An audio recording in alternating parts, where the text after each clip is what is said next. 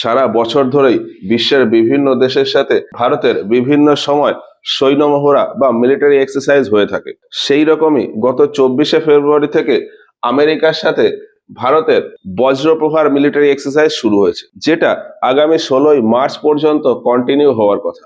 এই মিলিটারি এক্সারসাইজে দুটো দেশ তাদের নিজেদের ভেতর মিলিটারি সংক্রান্ত বিভিন্ন কৌশল বা টেকনোলজি শেয়ার করে। এর ফলে দুই দেশের ভেতর রাজনৈতিক বা কূটনৈতিক সম্পর্ক বজায় থাকে। এখন ভারতের সাথে বিভিন্ন দেশের মিলিটারি এক্সারসাইজের আলাদা আলাদা নাম আছে। যেমন ভারতের সাথে আমেরিকা, বজ্রপ্রহার, যুদ্ধ অভ্যাস, কোপ ইন্ডিয়া, এই তিনটে মিলিটারি এক্সারসাইজ। এছাড়া ভারতের সাথে ফ্রান্স, শক্তি, বরুণ আর গরুর মিলিটারি এক্সারসাইজ।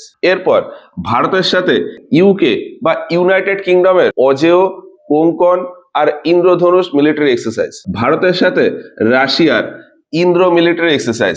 চায়নার সাথে ভারতের hand in hand military exercise. তারপর অস্ট্রেলিয়ার সাথে ভারতের অসিনডেক্স আর অস্ট্রাহিয়ান মিলিটারি এক্সারসাইজ। তারপর জাপানের সাথে ভারতের ধর্ম আর জিমেক্স মিলিটারি এক্সারসাইজ। তারপর শ্রীলঙ্কার সাথে ভারতের হয় মিত্রশক্তি আর স্লিমেক্স মিলিটারি এক্সারসাইজ। শ্রীলঙ্কার সাথে স্লিমেক্স আর জাপানের সাথে জিমেক্স। তারপর মায়ানমারের সাথে আছে ইমবেক্স।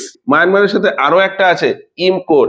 মায়ানমারের সাথে ইমবেক্স আর ইমকোর। তারপর বাংলাদেশের সাথে সম্প্রীতি, নেপালের সাথে সূর্য কিরণ, থাইল্যান্ডের সাথে মৈত্রী, আর এখানে মালদ্বীপের সাথে একুভেরিন।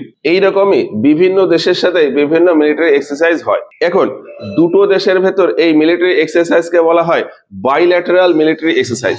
এর পাশাপাশি যদি অনেকগুলো দেশ মিলে এই মিলিটারি এক্সারসাইজ হয়, সেক্ষেত্রে তাকে বলা হয় মাল্টিল্যাটারাল মিলিটারি এক্সারসাইজ। যেমন রিমপ্যাক। রিমপ্যাক বিশ্বের 26টা দেশ মিলে একটা মিলিটারি এক্সারসাইজ হয়। তারপর কোরবা গোল্ড, বিশ্বের ভেতর এশিয়া প্যাসিফিক যে কান্ট্রিগুলো বা দেশগুলো রয়েছে সেইগুলো মিলে হয়। আর একটা টাইপের এক্সারসাইজ হয় ডোমেস্টিক মিলিটারি এক্সারসাইজ। এতে দেশের ভেতর যে আলাদা আলাদা সৈন্যবাহিনী রয়েছে তাদের নিজেদের ভেতর একটা মিলিটারি এক্সারসাইজ হয়।